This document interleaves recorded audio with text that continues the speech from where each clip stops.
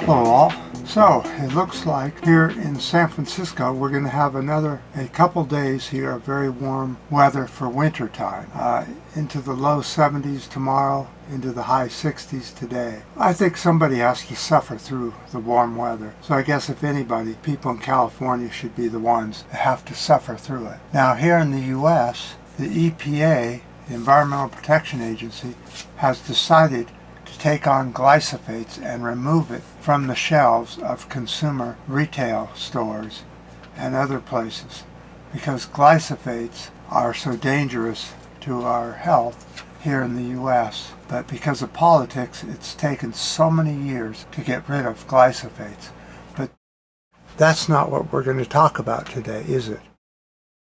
Now let's talk about something quite interesting, I must say. It's something I've been interested in since high school, when I saw how hydrogen was made and could be made from solar power. And through a solar panel, electrodes go into water. Water then cause the oxygen to split into hydrogen and water, and you end up with clean energy production made from the sun. Let's talk about hydrogen. Is there buried hydrogen? Earlier this year, Professor Jacques Peronin was searching for methane in the Lorraine Basin in Western Europe. He discovered around 3,000 meters underground a vast, large deposit of hydrogen. Many think hydrogen will be an essential fuel in the years to come. The big drawback with hydrogen is that most ways of production are not green at all. In other words, they're produced using fossil fuels. So what's the purpose of making hydrogen when you could just use fossil fuels to do what hydrogen can do without having to convert fossil fuels into hydrogen? Less than 1%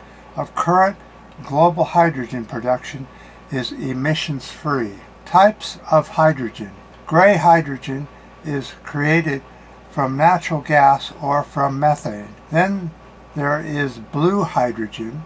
Blue hydrogen is produced the same way, but the CO2 produced is captured and stored. Now, you know that I don't really believe in carbon capture. I think it's a farce. They throw a little bit of CO2 underground and expect it to stay there. Well, it's air, and you know how easily air can leak back up into the atmosphere. So I don't believe in blue hydrogen as much. I think it's sort of a farce. Then there is black hydrogen produced by burning coal, another fossil fuel production. Then there is green hydrogen, created through electrolysis of water. Green hydrogen is expensive and in short supply. So green hydrogen is what I've always been interested in. You take solar power or wind power and you put the electrodes into water and it splits the oxygen into two, water and hydrogen. You draw off the hydrogen, then you can burn that, and it's made from the sun or the wind, some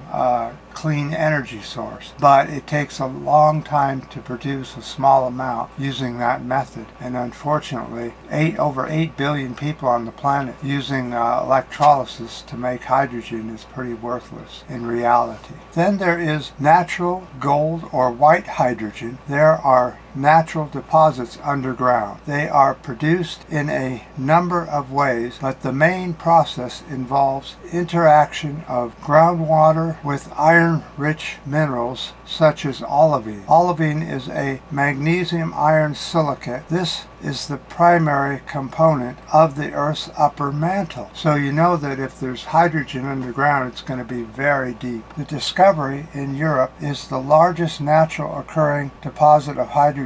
Some estimate could be 250 million tons. This is enough to meet current global demand for more than 2 years. So I guess the best way of getting hydrogen is by drilling for it. But you're going to have to drill very, very deep, all the way down to the mantle or even deeper, or just above the mantle. Wherever olivine and iron touch with water interacting, making natural hydrogen over millions of years. So again, drilling for hydrogen is a finite resource, but they say that there's probably enough that you could get out of the ground to run society for over 100 years on just hydrogen, phasing out completely fossil fuels. Well, let's hope so. Let's hope there's some way we can figure out how to phase out fossil fuels. But the biggest thing has to be controlling human population. And that's something humans do not want to do. Every single female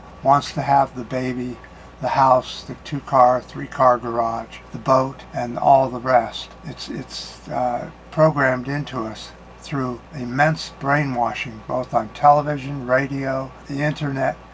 It's all pre-programmed into us that we must have the baby, we must have the house, and we must have the 2 or 3-car garage. The number of garage spaces keeps increasing to show that we're better than the Joneses next door and that we have bragging rights. So, unfortunately, I don't know how fast they're going to get on drilling for hydrogen, but the race now is on for looking for hydrogen. Where are they going to try and find it? Well, Western Australia, Africa, and parts of South America, the U.S., and parts of Europe.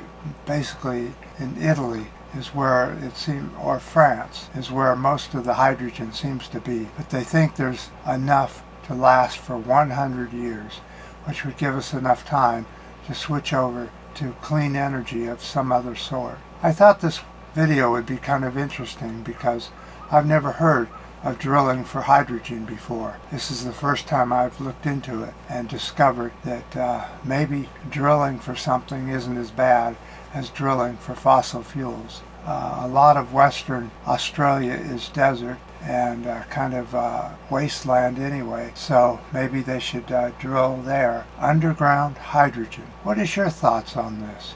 Do you have any thoughts on this? So, on my mental well-being from my fall over 3 weeks ago, Monday will be 4 weeks since I fell, and I'm hoping that this can come off on Monday. That's what we're hoping for. I still have a fractured hand in 3 places, but you have to take this kind of stuff off and start to use the hand so that it will get stronger and stronger.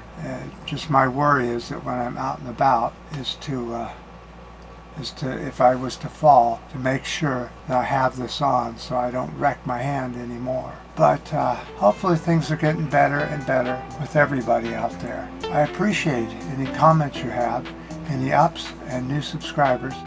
And until next time.